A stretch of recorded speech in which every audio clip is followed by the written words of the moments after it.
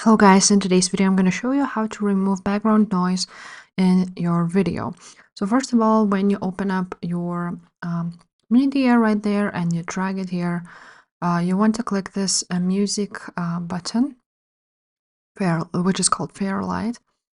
And now, as you can see, there is audio A1.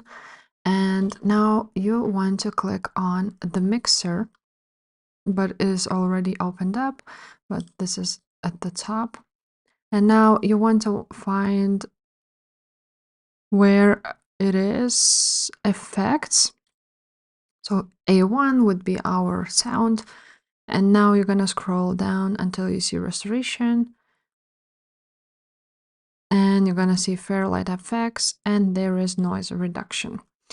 And now once the noise reduction opens up, you want to click on auto speech mode, and it will basically automatically remove the background noise for you. So if this video was helpful, please leave a like, subscribe to this channel, and I will see you next time. Bye.